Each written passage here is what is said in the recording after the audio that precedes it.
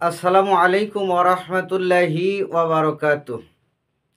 সম্মানিত দর্শক শ্রোতা, আজকে একটি গুরুত্বপূর্ণ বিষয় নিয়ে আপনাদের কাছে উপস্থিত হয়েছি। আপনারা সকলেই জানেন যে বাংলাদেশের সাবেক প্রধানমন্ত্রী শেখ হাসিনা এ দেশ থেকে পলায়ন করে চলে গেছে।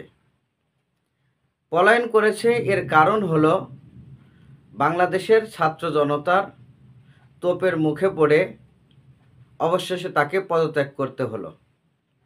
এই ঘটনাকে কেন্দ্র করে আমরা কোরআন এবং হাদিস থেকে যে প্রমাণ পাই, সেই প্রমাণ হলো এটাই যে বাংলাদেশের এই বৈষম্য বিরোধী আন্দোলনের ছাত্ররা যেই এক দফা দাবি নিয়ে তারা সর্বশেষ আন্দোলনে নেমেছিল, সেই আন্দোলনে দেশের সর্বস্তরের মানুষ তাদেরকে সাহায্য করেছে। আর এই সর্বস্তরের মানুষ মিলে এবং বৈষম্য বিরোধী আন্দোলনের ছাত্ররা সবাই মিলে বাংলাদেশের তৎকালীন সরকার, তৎকালীন প্রধানমন্ত্রী শেখ হাসিনাকে বড় ধরনের সাহায্য করেছে। পক্ষান্তরে শেখ হাসিনার পাশের মানুষগুলো তার ক্ষতি করেছে। আমরা হাদিস থেকে প্রমাণ করব আজ যে ছাত্ররা সাবেক প্রধানমন্ত্রী শেখ হাসিনার বড় উপকার করেছে, তাকে সাহায্য করেছে। তা হাদিসে রাসূলুল্লাহ সাল্লাল্লাহু আলাইহি সাল্লাম এ ব্যাপারে কি বলেছেন একটু আমরা সেদিকেই লক্ষ্য করব, এবং হাদিসটা যদি পর্যালোচনা করা যায় তাহলে দেখা যাবে আসলেই শেখ হাসিনাকে তারা বিপদে ফেলেছে নাকি সাহায্য করেছে। চলুন দেখি হাদিসে কি বলে। আন আনাসিন রাদিয়াল্লাহু তাআলা আনহু, হযরতে আনাস রাদিয়াল্লাহু তাআলা আনহু থেকে বর্ণিত হাদিসখানা। ক্বালা, তিনি বলেন, ক্বালা রাসূলুল্লাহি সাল্লাল্লাহু আলাইহি ওয়াসাল্লাম, রাসূলুল্লাহ সাল্লাল্লাহু আলাইহি ওয়াসাল্লাম তার সাহাবীদেরকে লক্ষ্য করে বললেন, উনসুর আখাকা জালিমান আও মাজলুমান।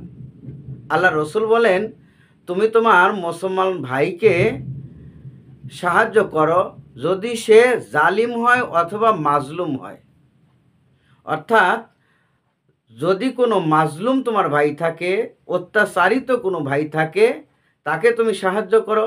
তেমনিভাবে যদি কোনো অত্যাচারী থাকে তাহলে তাকেও তুমি সাহায্য করো। ফাকালা রজুলুন ইয়া রাসূলুল্লাহি সাল্লাল্লাহু আলাইহি ওয়াসাল্লাম, এক ব্যক্তি রসুল সাল্লাল্লাহু আলাইহি সাল্লামকে প্রশ্ন করলেন, অর্থাৎ একজন সাহাবী রাসূলুল্লাহ সাল্লাল্লাহু আলাইহি সাল্লামকে জিজ্ঞাসা করলেন, ইয়া রাসূলুল্লাহ, আনসুরুহু মাজলুমান, আমি আমার মাজলুম ভাইকে সাহায্য করব, এটা ঠিক আছে।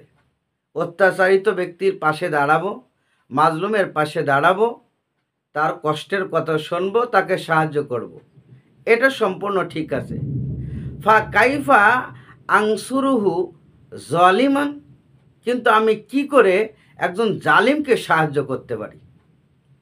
কারণ জালিমকে সাহায্য করলে তো মাজলুমের আরও ক্ষতি হবে। আমি কি করে জালিমকে সাহায্য করতে পারি? ক্বালা, তখন রাসূলুল্লাহ সাল্লাল্লাহু আলাইহি সাল্লাম তার নুরানি জবান দিয়ে বললেন, তামনাউহু মিনাজ জুলমি, তুমি যদি তাকে জালিমগিরি করা থেকে অর্থাৎ জুলুম করা থেকে বিরত রাখতে পারো, ফাযালিকা নাসরুকা ইয়াহু, এটাই হবে তাকে তোমার সাহায্য করা। অর্থাৎ যেই ব্যক্তি নিরীহ মানুষের উপরে নির্যাতন চালাচ্ছে, মানুষের উপরে জুলুম করতেছে, হত্যা, নির্যাতন, নিপীড়ন, গুম, খুন, যত কিছু আছে এই সমস্ত কাজে নিমজ্জিত হয়ে আছে, সে তো মূলত পাপের সাগরের মধ্যে ডুবে আছে। আর তুমি যদি তাকে এই হত্যা, গুম, খুন, নির্যাতন, নিপীড়ন থেকে তাকে বিরত রাখতে পারো, তাহলে ওই ব্যক্তি পাপ থেকে বিরত থাকবে। সুতরাং এটাই হবে তোমার সাহায্য করা। বাংলাদেশে গত 15-16 বছর এক সরকার ক্ষমতায় থাকার কারণে নিরীহ মানুষের উপরে যে জুলুম অত্যাচার হয়েছে। শুধু তাই নয়, এক নায়কতন্ত্র কায়েমের উদ্দেশ্যে যে সমস্ত কার্যকলাপ হয়েছে, মানুষ গুম হয়েছে, অন্যায়ভাবে তাদেরকে ফাঁসি দেওয়া হয়েছে, অন্যায়ভাবে ডাইরেক্ট প্রকাশ্যে প্রশাসন দিয়ে ছাত্রদের উপরে গুলি চালানো হয়েছে, বৃষ্টির মতো তাদের উপরে নির্যাতন, গুলি বর্ষণ করা হয়েছে, নিপীড়ন করা হয়েছে। মানুষ একটা হক কথা তার মুখ দিয়ে বলতে পারতো না। মানুষ কথা বলতে গেলে তাকে হিসাব করে কথা বলতে হতো, না জানি এই কথার কারণে আমার কোন বিপদ হয়। এমন একটা আতঙ্কের ভিতরে মানুষ যখন নিমজ্জিত ছিল, যার কারণে সেই ব্যক্তিকে যখন এই কর্মকাণ্ড থেকে দূর করা যায়, সরিয়ে ফেলা হয়, তার মূল কারণ হাদিস দ্বারা প্রমাণিত, আসলে মূলত তাকে সাহায্য করা হয়। কারণ সে এই পাপ থেকে বেঁচে গেল, আল্লাহর দরবারে হয়তো এর কারণে সে নাজাতও পেতে পারে। সম্মানিত দর্শক শ্রোতা, এই হাদিস থেকে আমরা প্রমাণ করতে পারলাম, প্রমাণিত করলাম যে এই দেশের ছাত্র জনতা সাবেক প্রধানমন্ত্রী শেখ হাসিনাকে পদত্যাগ করিয়ে দেশ থেকে বিতাড়িত করে দিয়েছে। এখন তার হাতে আর ওই ক্ষমতা নাই, সুতরাং এখন আর সে কারো উপর জুলুম করতে পারবে না, এই পাপ সে করতে পারবে না, কাউকে নির্যাতন করতে পারবে না, গুম করতে পারবে না, খুন করতে পারবে না, ডাইরেক্ট হুকুম দিয়ে, প্রশাসন দিয়ে নিরীহ ছাত্রদের উপরে গুলি চালাতে পারবে না। সুতরাং এই বড় ধরনের পাপ থেকে ছাত্ররা তাকে উদ্ধার করেছে। সুতরাং এই আন্দোলনের সবচেয়ে বড় লাভ হয়েছে সাবেক প্রধানমন্ত্রী শেখ হাসিনার। দেশের জনগণ শান্তি পেয়েছে, পাশাপাশি প্রধানমন্ত্রী শেখ হাসিনাকে বড় ধরনের পাপ থেকে এদেশের সূর্য সন্তানেরা রক্ষা করেছে। সুতরাং আমি মনে করি এরই কারণে তার পক্ষ থেকে হলেও বাংলাদেশের বৈষম্য বিরোধী ছাত্র আন্দোলনের সমস্ত কর্মী, নেতাকর্মী সহ সমর্থকদেরকেও তার পক্ষ থেকে ধন্যবাদ জানানো উচিত।